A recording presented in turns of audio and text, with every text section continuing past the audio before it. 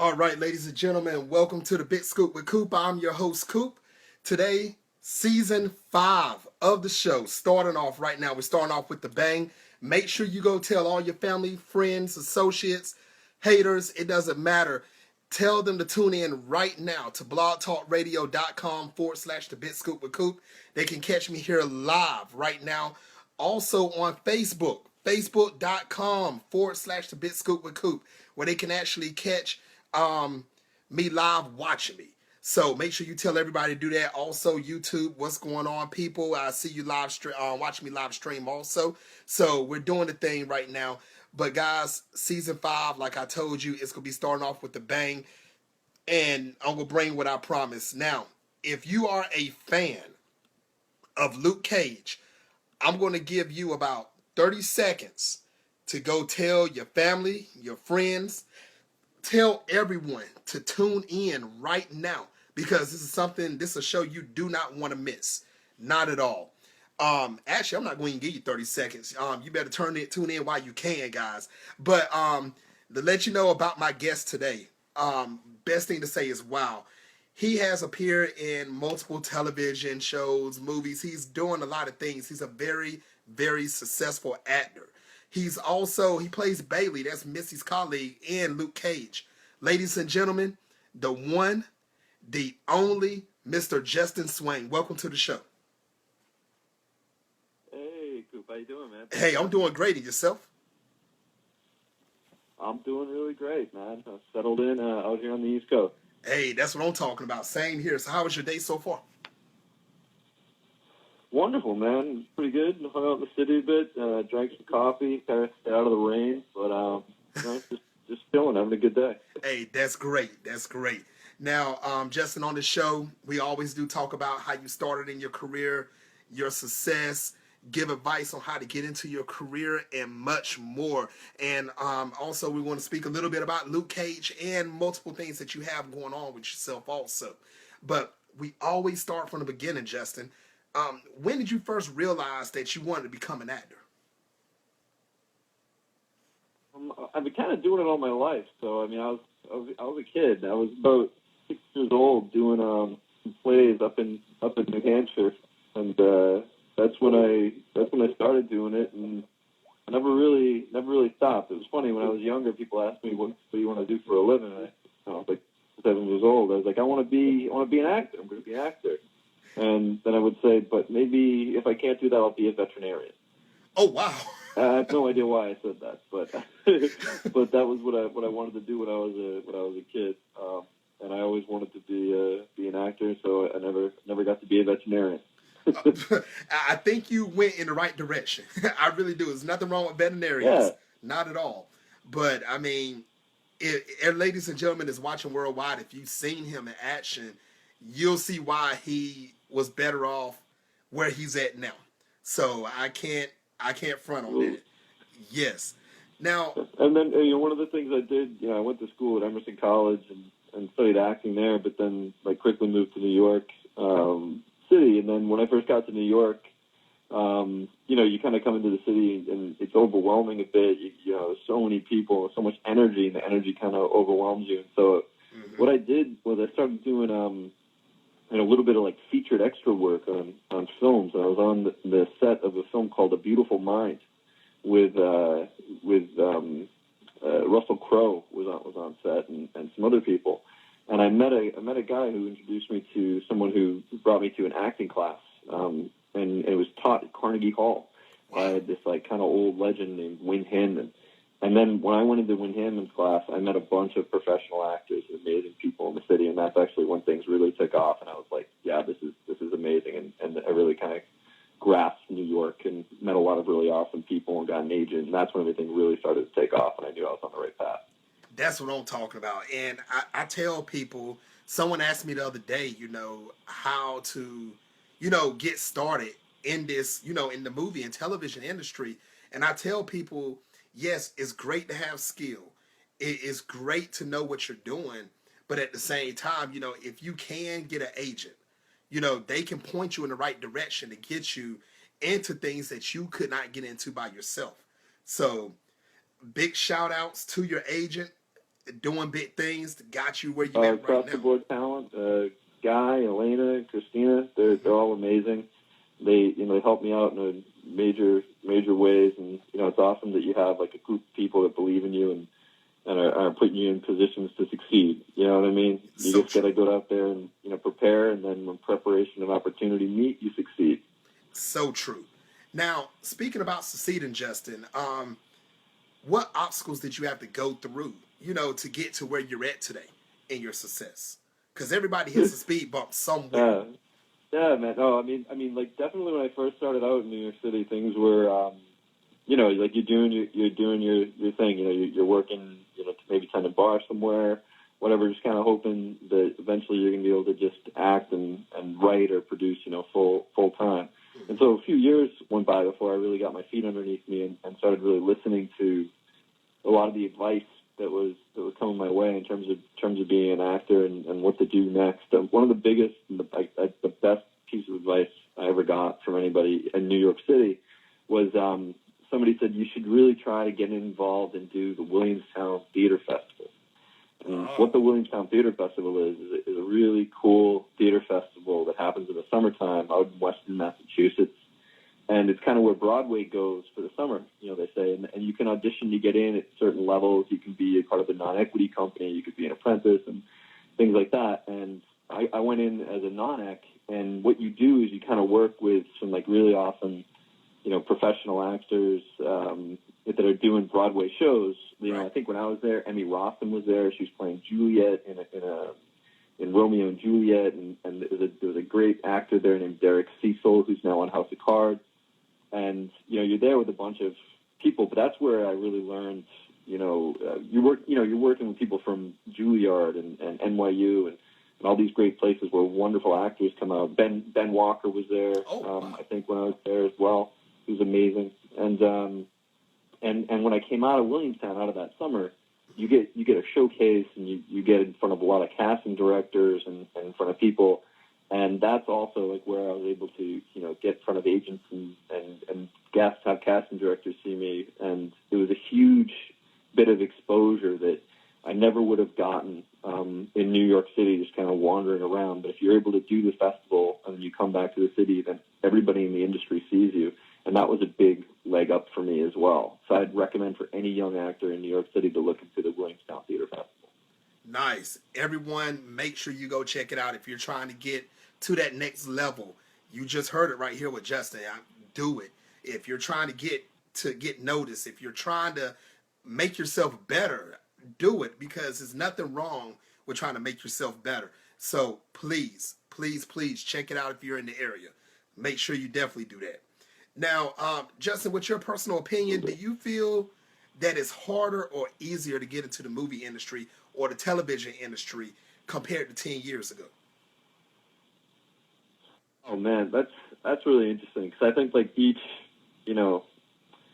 kind of the world changed so much. I mean, since 10 years ago. I mean, I don't even know like Twitter and everything that's around today. Like it didn't exist. So like there are different ways to find fame and become famous and everything like that. I think one of the major things at the end of the day is now there's so much accessibility where you can put something on Instagram or YouTube or Vimeo or so many the people who did High Maintenance that's coming out on HBO. I mean that started as a short series on Vimeo, and now it's on HBO, and they're just kind of continuing where they left off. So I'd say across the board, no matter what you're doing in terms of getting involved with the film and television industry, I think that even though there's more accessibility, content is still king. And being able to really show up and like put together wonderful stories and bringing together really talented people and making something, eventually, people take notice. So I feel like the accessibility is easier, but it still takes a great deal of drive and focus and talent to like make sure you kind of separate yourself, from the pack and have people see what you're doing and then pick it up and really get involved with high quality, productions and things like that. So I think, I mean, there's certain ways it's changed and there's more accessibility now, but I think you still have to have an incredible amount of drive to make sure you to get out where you need to be. So true. I definitely agree with you on that. Um, and I want to just say big shout outs to everyone that started where Justin's at and got to where they're at now. It's a journey that is well worth talking about. It's a journey saying, hey, look where I was at and look where I'm at now. So that's something that I applaud you on once again, Justin. You never gave up. You knew from a child that you wanted to act, and look at you now.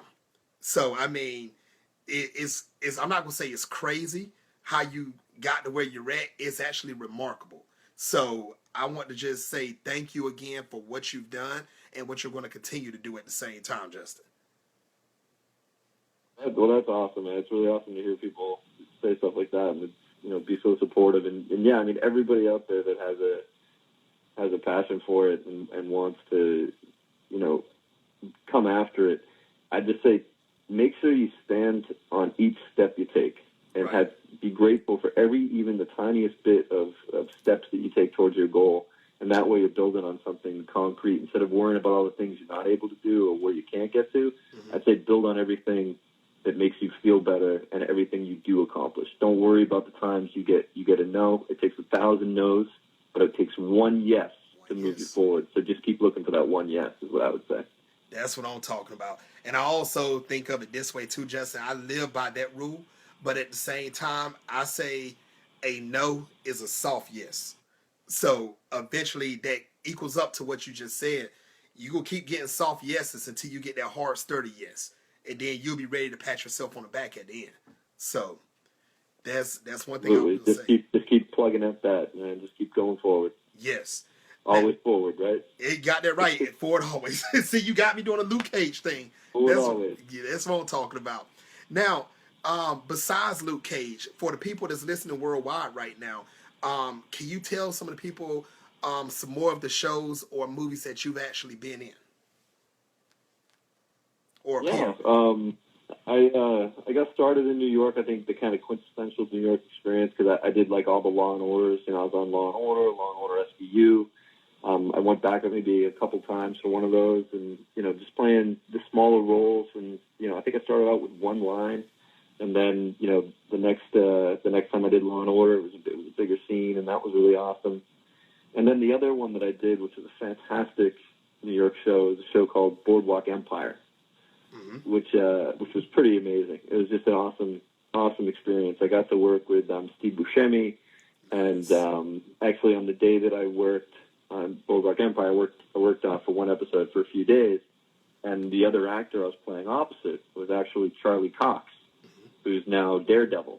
So a long time ago, before Charlie Cox became Daredevil, we did some work together on Boardwalk Empire, which was really cool. And it was really awesome to work with him. He was really nice, and we were both playing Irish guys because I do a lot of stuff where I play off the boat Irish guys and do the accent and everything. I'm really good with those type of roles, and so I was playing the head of the IRA in Boardwalk Empire. And one of the cool things about that role too was that before we shot the scene, in the scene I was going to be shooting a Tommy gun, so I had to train on it. So they brought me down to in New York City, in Soho, there's this underground firing range where they have all the guns that they use in the movies and the TV shows they shoot in New York City. Mm-hmm. And, they're all set up to shoot blanks and everything, but you have to train on them because people could still get hurt. So I spent the afternoon down in Soho. It was just me and Steve Buscemi shooting guns underneath the street Soho in an underground firing range. And I think the guy knew. I think Steve brought his son with him, and I think the guy knew that he was going to bring his son with him, and so he had set up a few extra fun guns for us to shoot, blank guns, right? Real, for movies. But we went through and shot Glocks and AR-15s and things like that, all underneath the ground of Soho, and it was pretty cool. And I hung out with Steve Buscemi all day. He was nice, really wicked nice guy, and just very approachable. And we had a great day. It was really fun. Nice. So that was something else I did. I did Boardwalk Empire, also Law and Order. I did a wonderful movie called Muhammad Ali's Greatest Fight about Muhammad Ali fighting the Supreme Court. I got to play opposite, legendary Frank Langella. A lot of stuff, a lot of really cool shows and movies. I've been fortunate that the stuff I've worked on has been, stuff like HBO and Netflix and those type of shows, and been able to work with some really awesome people. Very grateful, very blessed in that regard. Nice. That's what I'm talking about, Justin. Big shout outs to everyone in all these movies, man. I mean, you're diversing everywhere. You're jumping from, you're getting opportunities. I'm not gonna say jumping. You're getting opportunities to playing all types of roles to actually get you prepared for anything that comes up on you. So big shout outs to that. Now, Justin, what everybody's been waiting to hear about. How excited were you when you found out that you received the role on that Marvel's hit show, Luke Cage? Oh man, I got to tell you, it was really cool. I was super excited, and the funniest thing is I had no idea what I was getting into. That was the craziest part of it all. Was that when you audition for shows like Marvel shows and some stuff on Netflix, they are so specific about keeping what they're doing secret and under wraps that when I went into audition for it, it was under a code name. And the sides that I got, the script that I got to read, wasn't even labeled as Luke Cage or anything. In fact, it wasn't really labeled as anything at all. It was just a few lines on a page and a situation. And I didn't even know that I was auditioning for Marvel or Luke Cage or what it was for. I had to sign a non-disclosure agreement. Whoa. And I was kind of like, I don't know what this is. Earlier that day, I actually had another audition that actually was kind of funny. It didn't really go that well, and I was kind of bummed and a little bit angry. And so my second audition that day was for this thing called Tierra, which was the code name that they shot Luke Cage under. And I didn't know what it was, but the casting director, I really, really love her. She's a great casting director. Her name's Julie Schubert, and she called me in. She called me in for a few things, and I think she was there when I booked Book Empire as well. And so I went in, I saw her. I kind of had a devil may care attitude about me because I already had, kind of blown one audition that day. And I went in and started talking with Julie before the audition took place, and we were talking and just kind of shooting it, and then she's like, okay, let's do this audition real quick. And I was like, oh yeah, let's do this. And I was really calm and relaxed, and I was really comfortable in the auditioning room. And then boom, I left. And I was like, wow, that felt pretty good. Mm-hmm. So now it was the weekend. It was the weekend, the Labor Day weekend, and I was taking off going up the interstate to go home for the weekend. I was in a convertible, and my agent called me and said, hey, you booked it. And I was like, booked what? Which one? And he said, this thing called Tierra. And he didn't even know what it was because it was so secret. And I was like, oh, that sounds really great. And then I got home to my house, and I called in, some actor friends to go, hey, what is this thing that people have been, going in for? And one of my friends knew it was for Marvel. And then I got an email saying, welcome to the Marvel Cinematic Universe. And that was when I was like, whoa, wait a second, what did I just get myself into? And I was super excited. And then the part kind of grew as the course of the season went along, which also was really exciting, unexpected. And all of a sudden, I was working with people like Simone and who plays Misty Knight, and all the amazing directors. And it was awesome of Paul McGuirin to cast me and work with Cheo Hodari Coker, who's the showrunner, and that was just amazing. So man, I was so excited, but I got really excited when I finally found out what it was that I actually booked, because I didn't even know because they were so secret about it. But it was awesome, man. I was really, really excited and wicked fun to work on. Nice. Now, Justin, how was the atmosphere behind the scenes that we couldn't see on camera? How was the atmosphere on Luke Cage? Like, did everybody get along real well? Was it fun times? How was it? You know what, man? Like, it was super loose, is what I'd say. Okay. I mean, you didn't get the sense that you were. Everybody was, the crew had worked on, I think, Daredevil and Jessica Jones. They knew their stuff, and they were so professional, and everybody was so prepared that you could be kind of loose and relaxed and work with everybody in a very open way.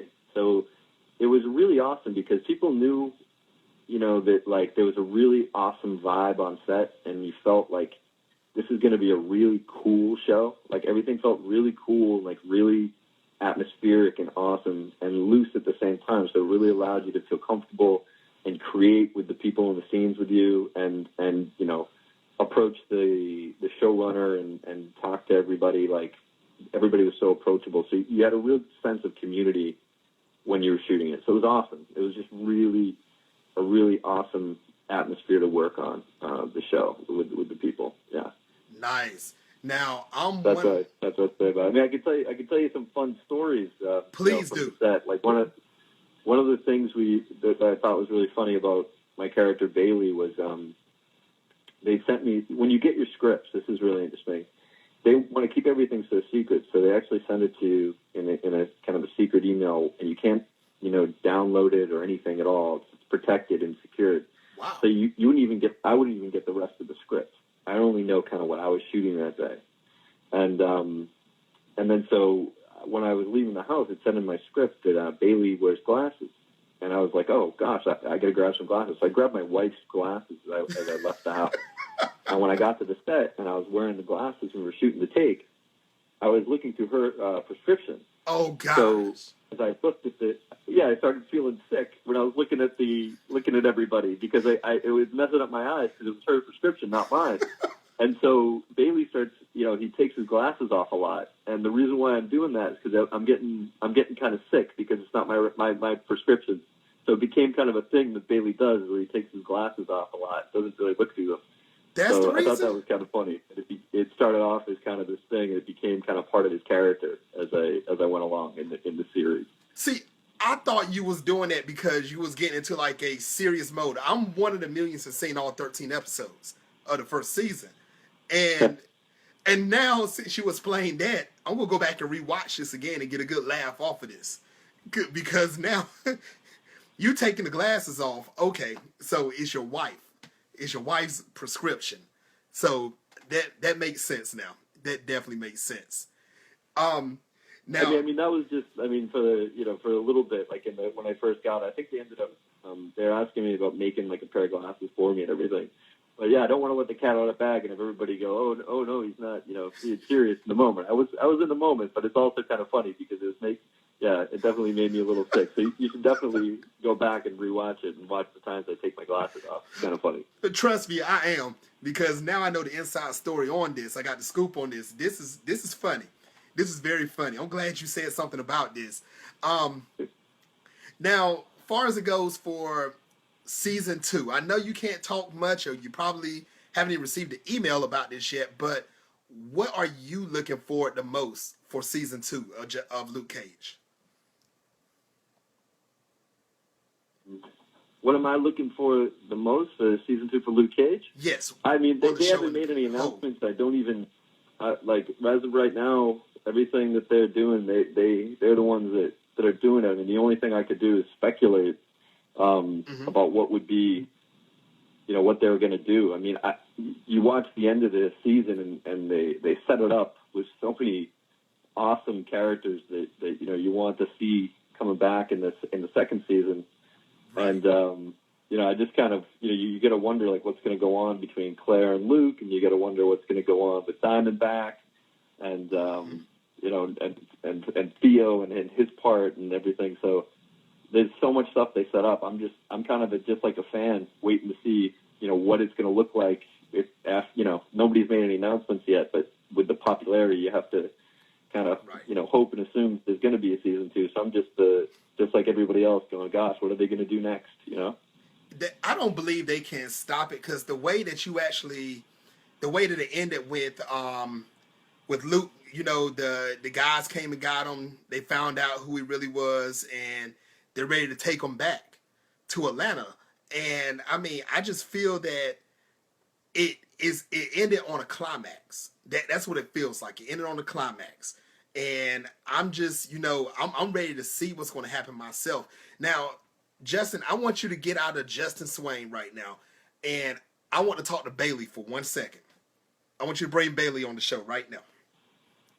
Let me know when you're ready. Oh, okay. Okay, hold on. I'm putting on my glasses.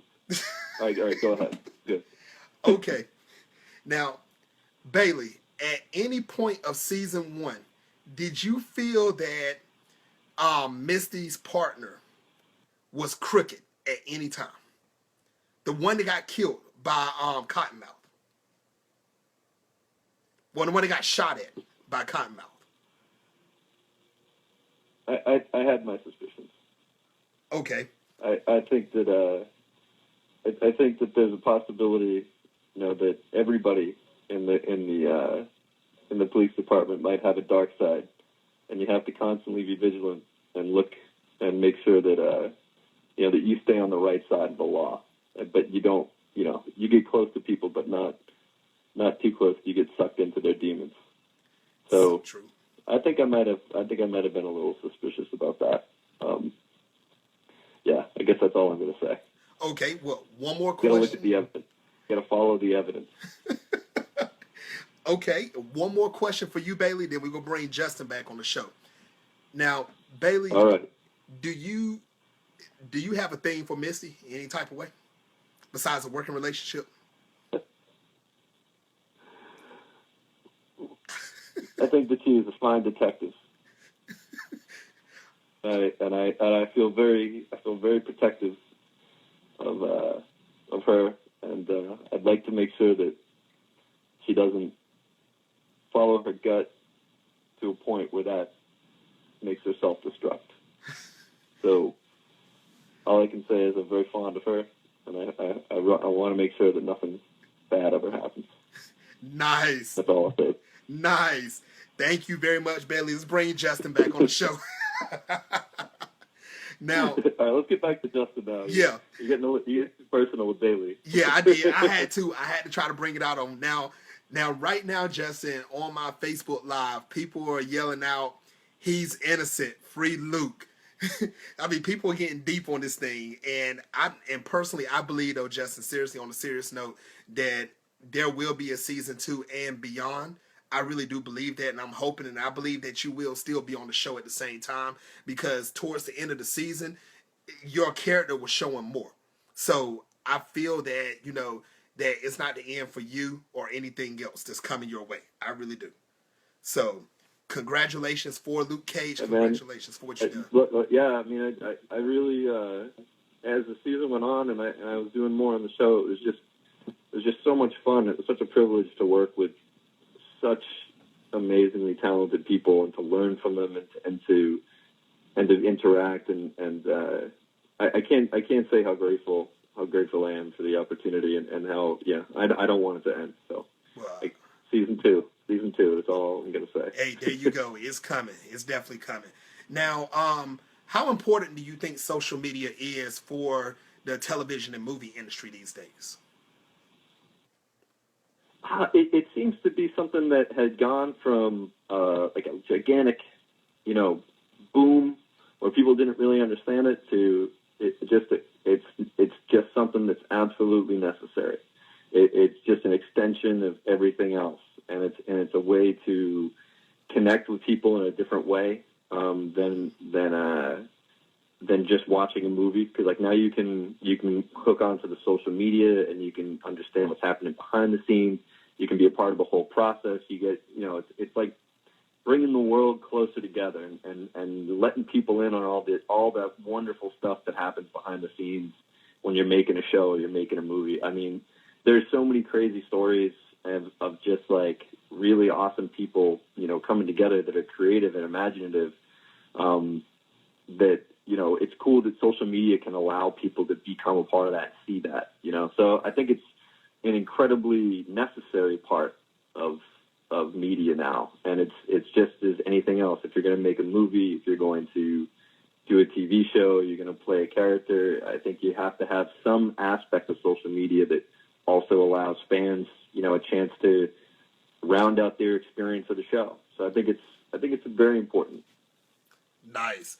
Now, do you feel that some directors or producers or even casting agents, do you think that they use social media do you think, like, if you have one person that's very skilled and they had 3,000 followers and someone that's seem like they're good, but they have 250, no, let's say let's say close to 1 million followers. I know I threw that number out there, but let's say close to 1 million followers on social media. Do you feel that they will pick that person over the more skilled actor these days?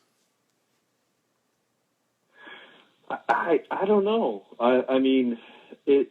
I can't put myself in their minds and what's the most important thing to whatever that specific project is. It hasn't really.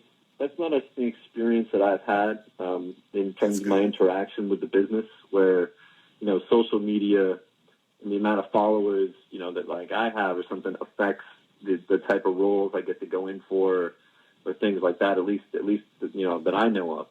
So it's a hard thing to say because I've never encountered it, but I only can speak from my experience. So I'm not really sure if some people interact that way or not. I mean, I definitely over my time in New York City have also done some work behind the camera. Also done a lot of work, writing and produced some shows, off Broadway here in the city. Mm-hmm. And I always just, worked with the people that I felt, their heart connected with the roles that I was casting, the most. And that's kind of where I can say my, experience lives. But I don't know. Everybody has their own way. The entertainment industry is vast, and there's all kinds of people. So true. Great answer. That would be my answer to that question. Great answer. One more question for you for social media. How can your fans and new followers right now find you on social media? Well, I think for me, Instagram is my fun one. I'm really enjoying that, and you can find me at Justin Swain Official. Okay. And check out there's some posts there from I think my last day of filming. I did a nice picture with Misty and some stuff from the rap party and some of their little screen captures and things like that. So absolutely find me on Instagram and you can check me out there at Justin Swain Official. Nice. Ladies and gentlemen worldwide that's listening right now, make sure you go follow him on Instagram. Make sure you do it to keep up with him, see what new projects he will have coming out soon. Make sure you just keep up with this guy. Justin is a great guy, very successful. He's really doing his thing. So make sure, once again, follow him on Instagram, especially if you want to see some of the amazing pics, videos, or whatever he's going to post. Justin, what is your ultimate goal as an actor? I think it's simply to do it for the rest of my life. To continue to find roles, like I said, that I feel like my heart can connect to, mm-hmm. and then I can be of service to the project and of the show. I feel like that's the best way to enter into any project, to say, like, where is my piece and how can I be that best piece in the best way possible? So I think that my goal as an actor is just to make sure I continue to connect my heart and soul into every role and keep acting. Every single time you play a character, every single time you enter into that headspace, you learn something about human nature, about being human. And it's that's like such a fantastic gift, and it's an amazing journey that I'm grateful for, that I get to play many parts through the course of my life, and I get to understand so many facets of what it means to be human. So I guess that's my goal as an actor. Hey, there you go. Justin, enough said on that one, man. Once again, I don't believe that your career is going to end anytime soon. You're a great actor. I've seen you on multiple things outside of Luke Cage also. So you are definition of a true actor. So congratulations for many, many, many more years to come. Now, Justin, I know you're a busy guy. I'm not going to hold you much longer, but what advice would you give any male or female that wants to become an actor or actress in the movie or television industry? That's interesting, man. I think I personally love passing on my knowledge and my experience of what it was like to break into business to a lot of the young actors I meet in New York City. I was pretty wide-eyed from a very small town. Like I said, I think there are 32 kids in my graduating class. I was 6 years old in New Hampshire. So I came from a small place, and so being in the city, I think it's cool to find a network of people that you can learn from, and that can advise you and to actually listen, to their advice.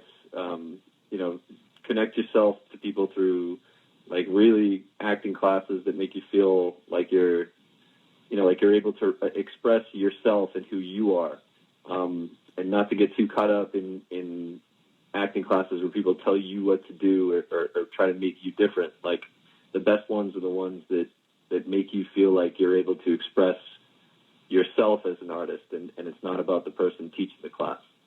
So I'd say find those places and then find people that are supportive that you can learn from. And then business-wise, I think, there's a few different ways. I think sometimes if you're young and it feels right for you, to go to one of the grad school programs is a really great way to break into the business. And I want to remind people that, like, you can audition for those more than once. That's the thing that, friends of mine went to Juilliard and NYU and Yale and the other major grad schools, and I had people, who the first time they didn't get called back, or they got called back, they didn't make it in.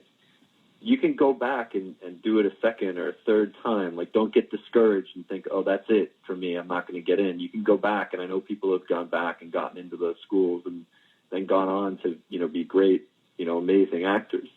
And then there's other ways where people aren't doing the grad school route, and they're working through places like One-on-One or One-on-One NYC, and going in and spending 15 minutes, with an agent and making a connection, and that person really likes them, and they're able to get that agent and then move on and go in and book work, Yes. And then just give it your heart and soul. I mean, because that's, I think, what it takes. I think everybody I know that has succeeded as an actor, they just do it with every fiber of their being, and they don't stop, and they won't stop no matter what, because it's like they don't know who they are if they're not getting a chance to perform or act.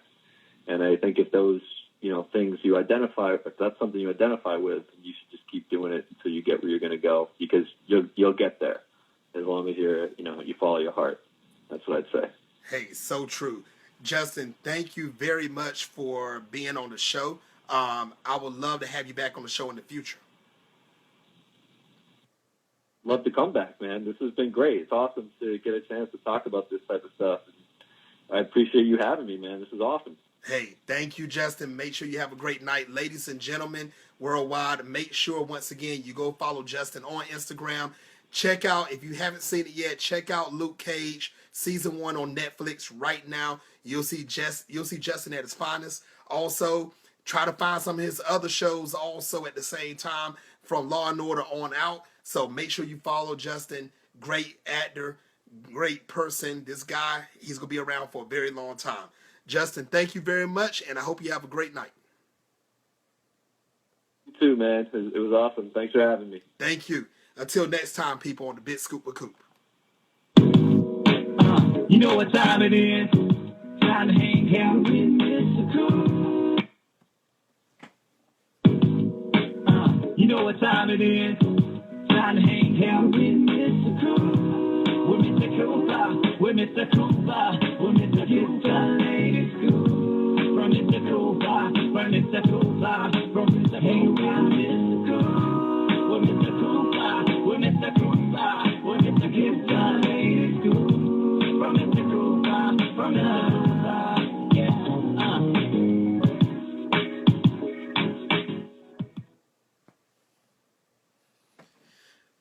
All right, Facebook, Periscope, YouTube.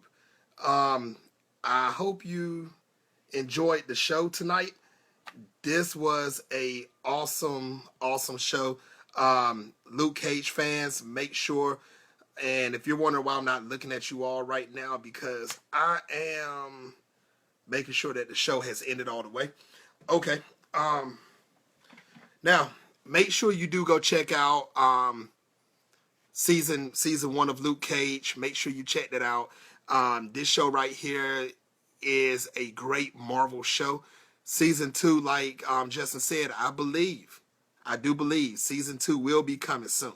So I'm looking forward to it. The sad part is when you see shows like this, they do 13, 14 episodes, and then they cut it for months or till when it came out the following year, and you get so addicted to it. So if you know someone that has not watched the show, get them to watch it. Pretend you've never seen it before. Sit down with them and rewatch it all over again. So, guys, just make sure you do enjoy this. Next episode, if I'm not mistaken, will be on the 31st. If you are a fan of Z Nation, I will have somebody coming on from the newest episode or the new season of Z Nation. So that's gonna be coming. Big names are still coming on. Now I'm getting scheduled. I'm just not going to announce who they are right now, but I'm in the working for that. So everyone that's watching right now, make sure if you have not, go in the comment section, hit that subscribe button right here on Facebook Live. Hit the subscribe buttons in the comment section. Just scroll up to the top. You'll get notifications when I'm actually coming on live. Make sure you go to the bigscoopwithcoop.com. Hit this up. Well, it's going to be a box that's going to pop up. It's going to ask for your name and email address. You can subscribe, keep up. You can listen and watch shows from season 1 all the way up to season 4. So, and this episode right here will be replayed also on my website also. So make sure you do keep up with everything. Everyone, wherever you can find me, subscribe. Also follow me on Twitter and Instagram at MCOOP317. All right, people. I think y'all heard enough of me talking for tonight. You all have a good night, and thanks again for tuning in.